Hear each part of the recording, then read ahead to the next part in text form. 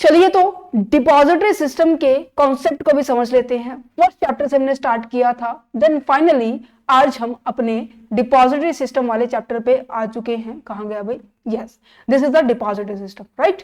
कि depository system होता क्या है, इस कॉन्सेप्ट को समझने के लिए मैं आपको एक छोटा सा एग्जांपल देती हूं, जिसके मदद से आपको ये समझ में आ जाएगा कि हाँ जी डिपॉजिटरी सिस्टम होता क्या है। ठीक है, अब देखो यहाँ पे डिपॉजिटरी सिस्टम का कॉन्सेप्ट आने का कारण पहले आपको पता होना चाहिए, देन उसको समझने में आपको थोड़ा इजी हो जाएगी। देखिए, सबसे पहले हमने डिस्कस किया था, लास्ट काफी सारे चैप्टर्स में डिस्कस कर रहे हैं, XYZ कोई लिमिटेड कंपनी है। ठीक है, XY कोई लिमिटेड कंपनी है और इसके अंदर यहाँ पर कौन है? इन्वेस्टर्स है। अब कंपनी के शेयर्स के अंदर इन लोगों ने क्या किया हो? पैसे लगाए हुए हैं। तो कंपनी ने क्या दिया हो बच्चे इनको? कंपनी कहती है कि हम आपको रेगुलर बेसिस पे डिविडेंड देंगे। कंपनी कहती है हम आपको रेगुलर, आपको क्या दिया जाएगा? एक शेयर सर्टिफिकेट दिया जाएगा। ठीक है, जस्ट सेट शेयर सर्टिफिकेट दिया जाएगा, राइट। शेयर सर्टिफिकेट दिया जाएगा जो कि प्रमाण है कि ये जो पर्सन हैं इस कंपनी के अंदर एज अ ऑनर भी है, जिन्होंने इक्विटी शेयर में इन्वेस्ट कर रखा है, या फिर मैं कहूं कि इनका कंट्रीब्यूशन है जो कि प्रमाण करता है कि हाँ जी कंपनी इनको रेगुलर बेसिस पे डिविडेंड देगी। कहते बिल्कुल देगी। अगर इन केस इनको क्या कहना, मान लीजिए ये पर्सन है मिस्टर वाई है, ये चाह रहा है कि अब इस कंपनी में ना मैं और ज्यादा टाइम तक इसमें शेयर्स को डीलिंग नहीं करना चाहूंगा, मैं इसमें और ज्यादा पैसा अपना इन्वेस्ट नहीं करना चाहूंगा। कहने का मतलब ये अपने शेयर को क्या कर रहा है? सेल कर रहा है। सेल करेगा तो भाई ऐसे नहीं कर सकते आप। तो आपको क्या करना पड़ता था पहले के टाइम में? तो पहले आप क्या करना पड़ता था कि आपको जो शेयर सर्टिफिकेट मिला है ना, इसको आपको वापस सबमिट करवाना पड़ेगा। क्यों? क्योंकि आरओसी क्या करने वाली है, इस शेयर सर्टिफिकेट से आपका नाम हटा के जो नया डीलर है, मान लीजिए ये ए बायर है, इस शेयर को बाय करना चाह रहा है। ठीक है, अब वो क्या करना चाह रहा है? अब उस शेयर सर्टिफिकेट के ऊपर कंपनी ने, जो आरओसी ने ये जो शेयर सर्टिफिकेट लिया है उसको अल्टर करेगी, एक नया शेयर सर्टिफिकेट वो बनाएगी और जिसके ऊपर ये दिखाएगी कि मिस्टर ए इसका क्या है? रियल ओनर है। अब कोई भी चीज आप ऐसे ही नहीं करवा सकते बच्चे। पहले के टाइम में क्या होता था कि आपको एक प्रोसेस, ये देखो एक प्रोसेस को फॉलो करना पड़ रहा है। आप पहले कंपनी के पास जाएंगे, कंपनी के पास ये शेयर सर्टिफिकेट डिपॉजिट होगा, फिर आरओसी के पास ये अल्टर होके आएगा, देन कोई जाके नया शेयर बनकर आएगा, है ना, शेयर सर्टिफिकेट बन के आएगा। तो इस दौरान आपको क्या करना पड़ रहा है? एक लंबी प्रोसेस को फॉलो करना पड़ रहा है। इवन और इवन आपकी कॉस्ट भी आएगी। चीजें मैं अगर कहूं कि आपको अपने बैंक में जाना है, बैंक से पैसे निकलवा के आने हैं, तो आप घर से बैंक में जाएंगे, इवन ऑटो का किराया भी लगेगा भाई। इवन अगर कोई डॉक्यूमेंट आपको फिल करना पड़ रहा है, चीजें, टाइम की भी कॉस्ट होती है, राइट। तो कॉस्ट आ रही है। इवन यहाँ पे तो क्या लगती जाती है? एक स्टैंप ड्यूटी अप्लाई होती है बच्चों, आप लोगों को मैंने करवाया था। स्टैंप ड्यूटी एक प्रिस्क्राइब होती है, वो आपको सबमिट करवानी पड़ेगी, डॉक्यूमेंट सबमिट करवाने पड़ेंगे। सो कॉस्ट भी आ रही है। और साथ ही साथ आपको क्या ये टाइम कंज्यूमिंग लग रहा है? टाइम कंज्यूमिंग लग रहा है, नहीं लग रहा है? डेफिनेटली लग रहा होगा। और दूसरा का दूसरा, अगर मैं यहां पे बात करूं, कॉम्प्लेक्स प्रोसेस है या नहीं है? यस, डेफिनेटली है। यस, अगर मैं इसी को एग्जाम्पल को मैं बैंक से रिलेट करूं कि जैसे पहले के टाइम में अगर आपको अपने बैंक से पैसे निकलवाने होते थे तो पर्सन क्या करेगा भाई? पहले खुद जाएगा, फॉर्म फिल करेगा, ठीक है, देन उसके बाद उसको वो पैसे मिलेंगे। बट आज इस टाइम क्या होता है? एक एप्लीकेशन है, उस एप्लीकेशन का यूज करके आप क्या कर सकते हो? एक पर्सन से दूसरे पर्सन को ट्रांसफर भी कर सकते हो, उससे मंगवा भी सकते हो। वो एप्लीकेशन कौन कौन सी है? जैसे कि फोन पे हो गया बच्चों, फोन पे हो गया, ठीक है, जीपे हो गया, गूगल पे जिसे हम कहेंगे, पेटीएम है जैसे कि, ठीक है। ये सारी की सारी एप्लीकेशंस को यूज करके हम डिजिटली फंड्स को, कैश को, बैंक के बैलेंस को इधर से उधर ट्रांसफर कर पा रहे हैं या नहीं कर पा रहे? डेफिनेटली कर पा रहे हैं। तो सेम इस तरीके से शेयर्स की डीलिंग में भी हमारा डिजिटलाइजेशन हुआ। ये पेपर जो ट्रेडिंग हम करते आ रहे थे ना, ऊपर जो हमने समझाया, वो अब नहीं करेंगे। यहां पर भी हम क्या करने वाले हैं? एक एप्लीकेशंस का यूज करेंगे शेयर्स की डीलिंग के लिए, और वहां पर हम क्या करने वाले हैं? डिजिटली शेयर्स को भी ट्रांसफर कर सकते हैं। जैसे कि हम अभी फोन पे, गूगल पे, पेटीएम के थ्रू हम क्या कर पा रहे हैं? अपने फंड को, अपनी पेमेंट करने तो पेमेंट कर देते हैं, या फिर हमें क्या करना है? रिसीव करना है तो रिसीव कर लेते हैं। कर लेते नहीं कर लेते हैं। तो इसी तरीके से शेयर्स के अंदर भी काफी तरीके की एप्लीकेशंस आई हुई है, उन एप्लीकेशंस की मदद से हम क्या कर लेते हैं, ट्रेडिंग कर लेंगे, जो कि आपके लिए बहुत ज्यादा इजी रहने वाला है। Got it. तो इस तरीके से हमारे पास शेयर्स की डीलिंग के लिए भी काफी सारे ऐप है, जैसे कि ग्रो ऐप आप लोगों ने सुना होगा, अपस्टॉक सुना होगा, ठीक है, अपस्टॉक्स जो है, और आई थिंक एंजल वन भी सुना होगा, और एक जीरोधा ऐप है, राइट, जीरोधा काइट है।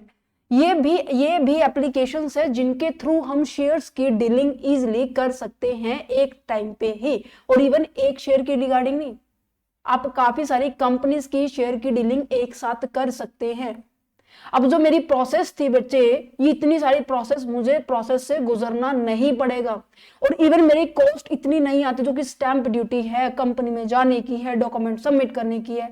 हम अपने मोबाइल फोन से हम डेली बेसिस पे हम कंपनी की ग्रोथ को देख सकते हैं, हमारे रिटर्न्स को देख सकते हैं। इवन मोस्ट ऑफ बच्चे अभी तक फिलहाल कर रहे होंगे ट्रेडिंग, राइट, टाइम कंज्यूमिंग नहीं होता है ना। जो चीजें होती है ग्राफ की मदद से, या फिर मैं कहूँ कि पिछला डाटा, प्रीवियस डाटा है, उनको बहुत अच्छे से एनालिसिस हम इन एप्लीकेशंस में कर सकते हैं। कॉम्प्लेक्स प्रोसेस नहीं है, सिंपलिस्टिक हो चुकी है, ना तो लेने वाले को ना ही देने वाले को, दोनों के लिए कन्वीनियंस होगी है, सुविधा बहुत ज्यादा हो गई है। तो कहने का मतलब क्या है, देखो संभालने के लिए जैसे कि बैंक है, यहाँ पे बैंक को संभालने के लिए आरबीआई है, इसी तरीके से स्टॉक एक्सचेंज को संभालने के लिए एनएसडीएल है और एक सीएसडीएल है। ये एक बड़ी ब्रांचेस है जो कि आपको यहां पर ये संभालने का काम करते हैं। एनएस, एक सेकेंड, अरे क्या हो रहा है, ठीक है, समझ पा रहे हैं, नहीं पा रहे, बिल्कुल समझ पा रहे होंगे। बट जो इनके जो बीच में एप्लीकेशंस है, ये एज अ इंटरमीडिएटरी की तरह काम करती है कि आपके और लेने, इन्वेस्टर्स और बोरोइंग करने वाले, मींस के जो पैसा इन्वेस्ट कर रहा है, जो सेलर है, दोनों के बीच में एक सिंपलेस्ट परफॉर्मेंस हो जाए, ठीक है, कन्वीनियंस हो जाए, ठीक है, जैसे हम नॉर्मल पेमेंट करते हैं, रिसीव करते हैं। ये होता है बच्चे डिपॉजिटरी सिस्टम्स की, आपका शेयर्स के रिगार्डिंग जितनी भी इंफॉर्मेशन है वो डिजिटली क्या है, डिजिटली मेंटेन की जा रही है with the help of the specific organisations. यहाँ पे कुछ एक छोटे मोटे रूल रेगुलेशंस होते हैं, जैसे कि किफ आईडी जैसे हम नॉर्मल बनाते हैं, यहाँ पर भी कुछ ऐसा ही होता है। तो स्टार्ट करें, समझ में आ गया होगा। देखो इस चैप्टर के अंदर ये सभी बातें हम डिस्कस करेंगे, meaning, definition of the depository system, feature of the depository systems and constituents of the depository system, process of the depository system, meaning, features of the paper less trading क्या है, difference between the demat and the physical shares क्या है। तो सबसे पहले हम बात कर लेते हैं डिपॉजिटरी सिस्टम के डेफिनेशंस क्या है, इनके बीच में जो कॉन्सेप्ट है वो कैसे लिखेंगे। पेपर में आता है तो आपको बच्चे इस तरीके से आप प्रोसेस में लिख सकते हैं। सबसे पहले क्या लिखा हुआ है कि depository system is the financial infrastructures that provide a secure electronic way to hold and manage the security such as the stock, bond. This system allows for the efficient and the safe transaction, settlement and the custody of these security without the need of the physical certificate. I think अभी सबको समझ में आ गया होगा कि ये बहुत ज्यादा सिक्योर। अब जैसे कि यहां पर आप कोई भी, आपके पास जो एप्लीकेशन होते हैं, जैसे फोन पे होती है, फोन पे को ओपन करने से पहले आपको सिक्योरिटी कोड मांगते हैं उस एप्लीकेशन को ओपन करने के लिए। अब वो सिक्योरिटी कोड आपको ही पता होगा, बट जब अगर ये जो सर्टिफिकेट है गुम हो गया तो भाई आप कहां ढूंढेंगे, बहुत ज्यादा दिक्कत वाली बात आ जाएगी। तो सिक्योर है, इलेक्ट्रॉनिक वे से हम चीजों को होल्ड कर पा रहे हैं, ठीक है, हमें बार बार किसी पर्टिकुलर ऑर्गेनाइजेशन में नहीं जाना पड़ेगा, हम सिक्योरिटीज को इजीली मेंटेन कर रहे हैं, चाहे वो किसी भी तरह की है, स्टॉक है, बॉन्ड है, म्यूचुअल फंड है, किसी भी तरह का है, हम इजीली उसको हैंडल कर पा रहे हैं। इवन डिफरेंट कंपनीज का हम एक जगह पे हैंडल कर सकते हैं। Got it. हमें किसी भी तरह का फिजिकल सर्टिफिकेट की रिक्वायरमेंट नहीं होती है। मीनिंग में आप देख पढ़ सकते हैं कि इसको हैंडल करने वाले, देखो ये चीजें बार बार है, where the shares and the security are held electronically instead of there is a physical paper certificate. Physical paper certificate की बजाय हम इलेक्ट्रॉनिकली अपने शेयर्स और सिक्योरिटीज को होल्ड कर पा रहे हैं, ठीक है। चाहे इन्वेस्टर्स क्या कर रहा है, बाय कर रहा है या फिर सेल कर रहा है या अपनी सिक्योरिटीज को नॉर्मली ट्रांसफर कर रहा है, वो सेफली और जल्दी होगी, ठीक है। और इसको इस सारे सिस्टम को संभालने वाला, मैनेज करने वाली एक ऑर्गेनाइजेशन है जिसे हम क्या कहते हैं, डिपॉजिटरी। क्या बोलते हैं बच्चों, डिपॉजिटरी सिस्टम। जस्ट एक प्रोसेस है उसको अंदर जो काम करने वाले हैं, जो मेन हैंडल है मींस कि जो संभालने वाले हैं, उसे हम डिपॉजिटरी कहते हैं, जो कि है एनएसडीएल है और एक सीडीएसएल है। एनएसडीएल क्या है, नेशनल सिक्योरिटी डिपॉजिटरी लिमिटेड है, और सीडीएसएल क्या है, वो क्या है, सेंट्रल डिपॉजिटरी सर्विस लिमिटेड है। एनएसडीएल जो है हमारे पास national stock exchange board of India के द्वारा चलाई जाती है, जिसे हम कहते हैं ना कि निफ्टी 50 कंपनीज इनके अंदर लिस्टेड होती है, और ये हमारे पास क्या है, बॉम्बे स्टॉक एक्सचेंज के द्वारा ये मॉनिटर की जाती है। ठीक है, फीचर्स क्या मैंने आपको बताई, पेपरलेस ट्रेडिंग होती है। पेपरलेस ट्रेडिंग दैट मीन सभी चीजें इलेक्ट्रॉनिक वे से होने लगी, सो आपको ज्यादा से ज्यादा पेपर वर्क नहीं करना पड़ेगा, जो पेपर वर्क है वो बहुत ज्यादा कम हो गया है। नेक्स्ट क्या है, इजी ट्रांसफर कर सकते हैं, डेफिनेटली कर सकते हैं। नेक्स्ट क्या है, फास्टर सेटलमेंट है। देखो ये चीजें मैंने आपको इसीलिए पहले मैं बोलती हूँ कि जो मैं सब समझाती हूँ ना, तो ये जो फर्स्ट पेज होता है इसको बहुत ध्यान से समझना होगा, है ना। नेक्स्ट क्या है, हाई सिक्योरिटी एंड सेफ्टी है। यस, आपको फ्रॉड होने का या फिर आपकी जो सर्टिफिकेट है उसके ऊपर जो सिग्नेचर्स होते हैं ना बच्चे, वो चोरी होने का डर नहीं रहता है, थेफ्ट होने का डर नहीं रहता है। कहते हैं ना कि कई बार कहते हैं कि जाली सिग्नेचर कर दिए, कहते हैं ना कि उसने मेरे सिग्नेचर चुरा ली है। ठीक है, फॉरगेयर्स का मतलब क्या होता है कि आपके जो सिग्नेचर है वो चुरा ली, क्योंकि हमने transfer and transmission of the shares में अंदर डिस्कस किया था इसको। लोअर कॉस्ट होती है, राइट, आपको स्टैंप जो ड्यूटीज होती है, पेपर वर्क होता है, उसकी कहीं ना कहीं कॉस्ट तो आती है ना बच्चे, अब वो कॉस्ट भी नहीं आएगी, ट्रांजेक्शन बहुत ज्यादा चीपर हो गई है। ठीक है, दैट बेचने वाले को भी खरीदने वाले को भी, दोनों इन्वेस्टर्स को क्या हो गया है, कन्वीनियंस हो गई है। और सारी की सिक्योरिटी इवन वो चाहे डिफरेंट डिफरेंट कंपनीज की हो, वो एक जगह ही, एक प्लेस के अंदर ही आपको क्या करना पड़ेगा, just only demat account open करना पड़ेगा। डीमेट अकाउंट क्या है, जैसे कि आपका बैंक के अंदर अकाउंट ओपन होता है ना, तो इसी तरीके से डीमेट अकाउंट में इसकी जब आप शेयर्स के अंदर डिजिटली डीलिंग करने के लिए एक अकाउंट होता है, जहां पर आपकी शेयर्स की सारी इंफॉर्मेशन होगी कि कितने शेयर्स आपके हैं, कितने शेयर आपने सेल कर दिए हैं, कितने पे आपने लिया था। जैसे बैंक के अंदर होते हैं ना कि आपको आपने पैसा कब डिपॉजिट कराया, आपने विड्रॉ कब किया, आपको इंटरेस्ट कितना मिल रहा है, सेम इस तरीके से डीमेट अकाउंट का काम होता है। ठीक है, नेक्स्ट आता है मल्टीपल होल्डिंग। क्या होता है, investors can hold the shares of the different companies in the one demat account. आप काफी सारी होल्डिंग कर सकते हैं, डिफरेंट कंपनीज की होल्डिंग कर सकते हैं। गॉट इट, क्या इतना समझ में आया, ये लो, तभी तो कह रही थी बहुत आसान चैप्टर है। ओके, चलो अब इसके कंपोनेंट के ऊपर पहुंच जाते हैं कि क्या है constituent of the depository system. क्या मैंने अभी आपको क्या नहीं बताया कि डिपॉजिटरी क्या होता है। डिपॉजिटरी आपकी एक ऐसी ऑर्गेनाइजेशन है जो पूरे के पूरे डिपॉजिटरी सिस्टम को मेंटेन करती है, मैनेज करने का काम करती है। ठीक है, जिसके अंदर नेशनल सिक्योरिटी डिपॉजिटरी लिमिटेड आता है और सेंट्रल डिपॉजिटरी सर्विस लिमिटेड आती है। ठीक है, ये मैंने आपको बताया। डिपॉजिटरी पार्टिसिपेंट्स क्या है, जो कि इंटरमीडिएटरीज होती है। पहले आप इसको पढ़ लीजिए। A depository is like a bank for the security, hold करती है शेयर्स एंड सिक्योरिटीज को इन द इलेक्ट्रॉनिक फॉर्म में, हेल्प करती है ट्रांसफर करने में। ये आपके इंडिया के अंदर जो इनको होल्डिंग करने के लिए मैनेज करने का जो काम है, वो आपके दो डिपॉजिटरी है, एनएसडीएल और सीडीएसएल। ठीक है, ये मैंने आपको बता दिया कि इनको प्रमोट किसने किया था, national stock exchange board of India, national stock exchange ने किया था, और सीडीएसएल को प्रमोट किया था बॉम्बे स्टॉक एक्सचेंज ने। Right, okay. डिपॉजिटरी पार्टिसिपेंट्स का मतलब क्या है कि वो बीच में, जैसे कि मैंने बोला, अब आपके और आपके बैंक में एक ये एप्लीकेशंस आ गई हैं, जिनका नाम मैंने क्या बोला, बच्चों कि आपका फोन पे है, जीपे है और पेटीएम है। ठीक है, ये बीच में क्या है कि एप्लीकेशन है, इंटरमीडिएटरीज हैं जो ब्रिज की तरह काम करते हैं, कि आपको बैंक में जाना नहीं पड़ता, बैंक वालों को आपके पास स्टेटमेंट भेजने की जरूरत नहीं है, आपको अपनी पासबुक कंप्लीट करवाने की जरूरत नहीं है।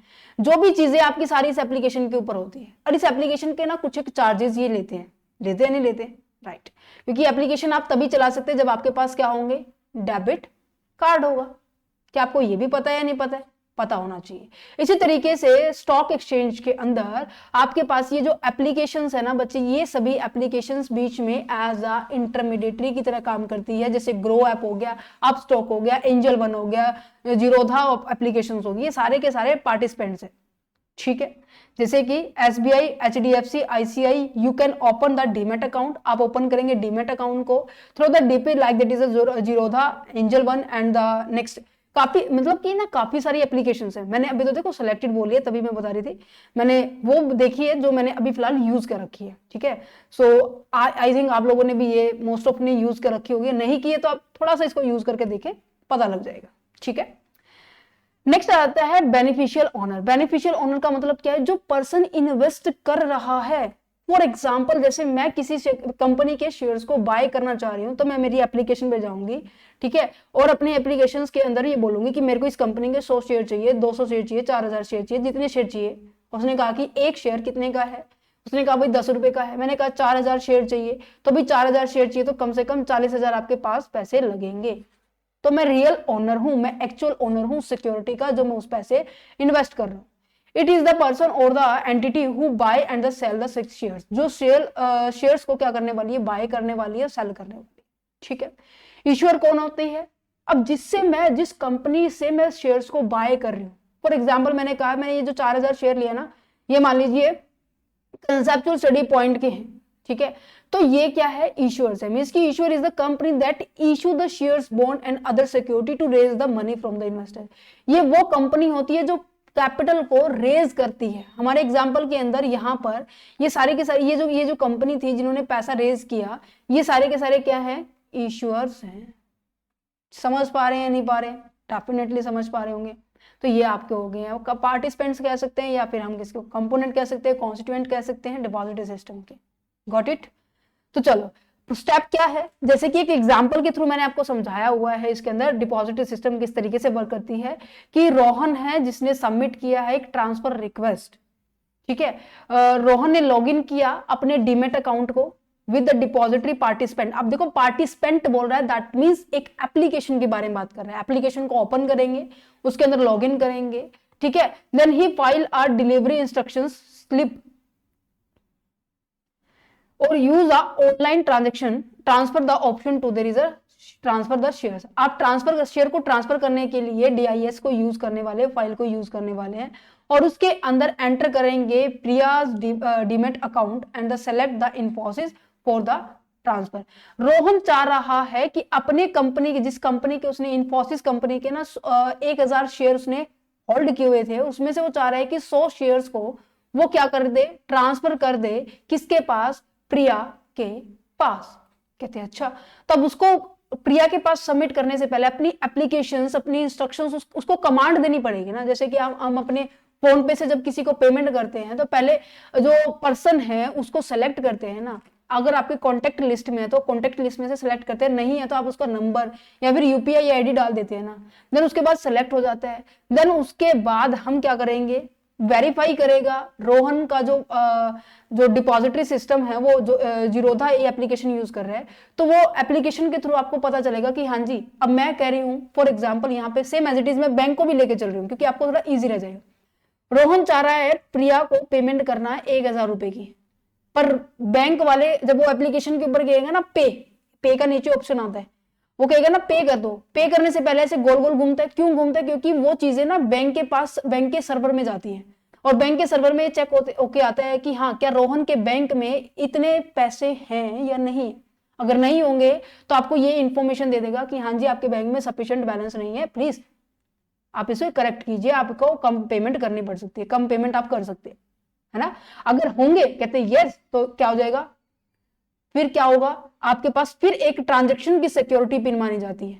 एक तो लॉगिन करने की सिक्योरिटी पिन होती है, एक ट्रांजैक्शन करने की सिक्योरिटी पिन होती है। लॉगिन करने का मतलब क्या है कि आपके एप्लीकेशन को, डीमेट अकाउंट को ओपन करने की एप्लीकेशन, जैसे कि फोन के अंदर फोन को अनलॉक करने के लिए आपके पास आप क्या करते हैं, पैटर्न फिल करते हैं ना, तो सेम इस तरीके से। फिर ट्रांजैक्शन करने के लिए अलग होती है, ठीक है, वेरीफाई करेगा डिटेल को एंड फॉरवर्ड करेगा request to there is a, ये रिक्वेस्ट जैसे कि हमारे बैंक में जाती है तो सेम इस तरीके से स्टॉक एक्सचेंज की NSDL के पास जाएगी, CDSL के पास जाएगी। कहते हैं अच्छा जी, देन वहां से ट्रांजेक्शन अप्रूव होगी, देन फिर क्या होगा, डिपॉजिटरी ट्रांसफर द शेयर। जैसे ही मुझे इंफॉर्मेशन मिल जाएगी कि हाँ जी अवेलेबिलिटी है शेयर्स की रोहन के अकाउंट में, तो वहां पर उनके अकाउंट से पैसे, मतलब जैसे हमारे पैसे कट जाते हैं ना कोड फिल करती, पैसे कट गए, वैसे ही वहां पर मुझे कंफर्म हो गया कि हाँ रोहन के बैंक में अकाउंट के अंदर 100 शेयर अवेलेबल है, तो वहां पर रोहन के खाते से कट जाएंगे, जैसे कि उसके अकाउंट में 1000 शेयर थे तो 100 कट गए हैं, तो कितना हो जाएगा, 900 शेयर बच जाएंगे, ठीक है। और प्रिया के अकाउंट में प्लस में चले जाएंगे 100 रुपए, 100 शेयर, राइट। तो रोहन के अकाउंट में डेबिट हो जाएंगे, प्रिया के अकाउंट में क्रेडिट हो जाएंगे, ठीक है। ये प्रोसेस इलेक्ट्रॉनिक वे से होगी, ठीक है। प्रिया जब रिसीव करेगी उन शेयर्स को तो उनके पास एक मैसेज आएगा, जैसे कि आपके पास मैसेज आता है कटने का, नेक्स्ट पर्सन के पास आने का मैसेज आता है, आपके पास रेड कलर में मैसेज आएगा माइनस में, नेक्स्ट पर्सन के पास प्लस में मैसेज आएगा।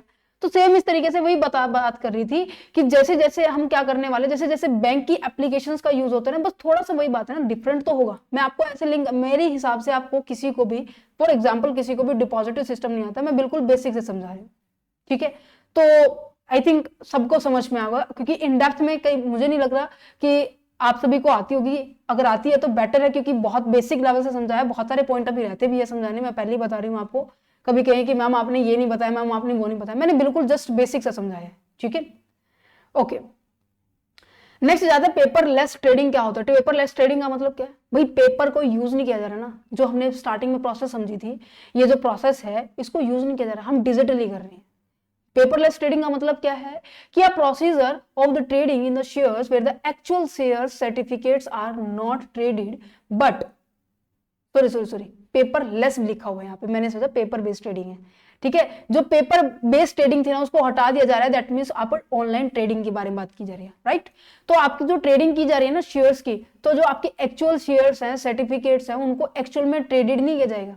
एक इमेजिनेशन पॉइंट से, इलेक्ट्रॉनिक वे से हम क्या करने वाले हैं, अपनी ट्रेडिंग का फॉर्म फिल करने वाले हैं, इधर से उधर ट्रांसफर करने वाले हैं, है ना। अब देखो मैंने आपके पास आपके बैंक से मैं अगर कहूं कि आपको मेरे से क्या करना है, पेमेंट करनी है, ठीक है। अब पेमेंट करनी है, हम फॉर एग्जांपल मान लीजिए 10,000 की, क्या पहले आप अपने बैंक में जाएंगे, फिर बैंक वाले आपको देंगे, फिर आप मेरे पास जाएंगे, फिर मैं मेरे बैंक में जाऊंगी इन पैसों को जमा करवाने, 1 2 3 4 बार इस तरीके की प्रोसेस हो रही है। और पेपर ट्रेडिंग कितनी हो रही है, 1 2, क्योंकि डिपॉजिट करते वक्त भी तो मेरे को फॉर्म फिल करना पड़ेगा ना, आपने निकालते वक्त फॉर्म फिल किया, मेरे को डिपॉजिट करते वक्त फॉर्म फिल करना पड़ेगा। बट आज के टाइम में डिजिटली मार्केटिंग ऐसी हो चुकी है, डिजिटल कॉन्सेप्ट ऐसा आ चुका है कि आप मेरा मोबाइल नंबर यहाँ पे डालिए और यहाँ से मेरे बैंक में डायरेक्ट मेरे पास पैसे आ जाएंगे जो आपको सेंड करने, है ना।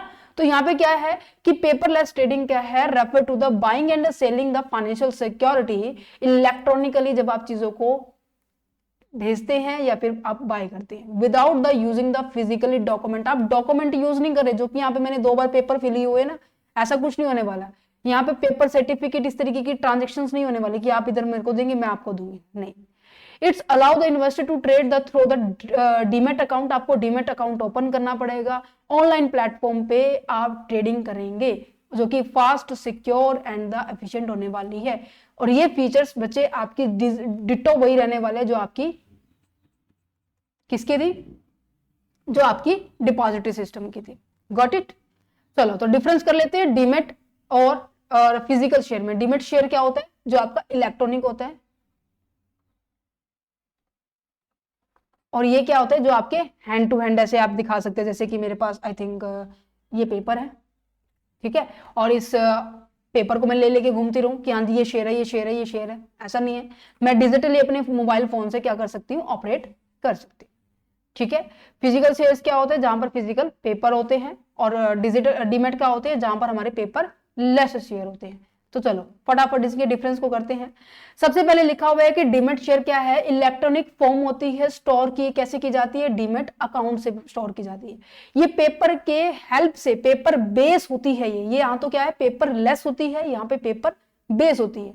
अब आपको जो मैंने बताया था ना, ये रिस्क किसमें होगा बच्चे, रिस्क यहां पर ज्यादा होगा, क्योंकि काफी बार क्या होता है कि कई बार चीजें फट भी जाती है, टीयर एंड वियर का जो लॉस होता है, ठीक है, गुम भी हो सकती है, कोई चुरा भी सकता है हमारे पर डिजिटली है तो अब हमने लॉक लगाया तो अब हमें पता होगा, है ना।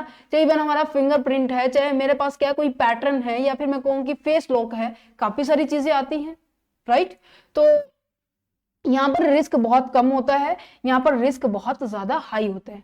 ट्रांजेक्शन की जो स्पीड होती है ना, इसकी कितने दिनों में आपकी जो डीलिंग हो जाती है। जैसे कि आप मैनुअली जा रहे हैं, क्या पता आज बैंक की हॉलीडे है या फिर बैंक के अंदर क्या है, कुछ ज्यादा वर्किंग है, कोई मीटिंग है, तो आपका काम नहीं हो सकता, तो यहाँ पे बहुत ज्यादा स्लो होता है। क्या पता आपसे हफ्ते 2 हफ्ते ऐसा टाइम ले ले, राइट। बट अगर यहां पर बात की जाए ट्रेडिंग के अंदर, ठीक है, बैंक का एग्जांपल मैंने दे दिया, अब यहाँ पे आ जाओ कंपनी के अंदर। अगर आप कंपनी के पास जाएंगे, कंपनी के पास अपना शेयर सर्टिफिकेट डिपॉजिट कराएंगे, फिर वो आरओसी के पास जाएगा, आरओसी फिर एक नया सर्टिफिकेट इशू करेगा, फिर उसके बाद नए पास। ये जो प्रोसेस है ये तो काफी लंबी हो सकती है।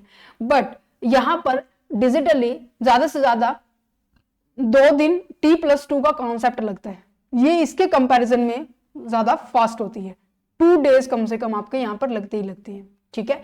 Safety from the fraud, fraud से ज्यादा सेफ्टी होती है, जो कि हमने रिस्क का कॉन्सेप्ट यहाँ पे किया था, ये ज्यादा वेरी सेफ होता है, ठीक है। यहाँ पर क्या है, हाई रिस्क होता है, ठीक है। यहाँ पे जो फेक सर्टिफिकेट बनाने के बहुत ज्यादा चांसेस होते हैं। कॉस्ट किसमें ज्यादा आती है, यहाँ पर कम आती है, क्योंकि यहाँ पे स्टैंप ड्यूटी और इधर से उधर जाने का जो खर्चा है, प्रिंटिंग का खर्चा है, फोटोज डॉक्यूमेंट्स का खर्चा, वो नहीं आता, बट यहाँ पे ज्यादा होता है। कन्वीनियंस कैसी है, कन्वीनियंस यहाँ पे ऑनलाइन ट्रेडिंग है, किसी भी जगह किसी भी टाइम। इवन मैं, अब जरूरी थोड़ी ना है कि फिजिकली में, तो क्या होता है कि मुझे स्पेशली वहां जाना पड़ेगा। अब देखो आप ऑनलाइन मुझसे पढ़ रहे हैं, जरूरी तो नहीं सारे बच्चे मेरे सामने बैठे हैं। जिस पर्टिकुलर यूनिवर्सिटी में अभी फिलहाल टीचिंग हो रही है, तो वहां पर तो बच्चों को आना पड़ेगा। अगर मैं यहाँ पे with the help of the YouTube channel, तो मैं आप सभी बच्चों तक पहुंच पा रही हूँ, नहीं पा रही, तो डिजिटली चीजों का बहुत ज्यादा फायदा है, ठीक है। सो ये डिफरेंस है ना, वैसे मैंने आपको पहले ही करवा दिया था कि ये चीजें हैं, ठीक है। उम्मीद करेंगे आपको ये जो कॉन्सेप्ट है डिपॉजिटरी सिस्टम का समझ में आया होगा, क्योंकि आपके लिए बेसिक कॉन्सेप्ट आने वाला है। अगर सिंपल सी बात है, अगर आप स्टॉक मार्केट का कॉन्सेप्ट कोर्स कर रहे हैं, तो वहां पर तो इन डेप्थ में जाना पड़ेगा। ये नॉर्मल सब कॉन्सेप्ट था, ठीक है। सो उम्मीद करेंगे आपको ये चीजें समझ में आ गई होगी। Thank you for watching this video, have a nice day. And अगर आप ये पीडीएफ लेना चाहते हैं, डेफिनेटली आप ले सकते हैं। टीम का नंबर डिस्क्रिप्शन में दिया है, टीम के साथ कॉन्टेक्ट कीजिए, आपसे वो लिटिल अमाउंट चार्ज करेंगे और आप ये पीडीएफ एक्सेस कर सकते हैं, राइट।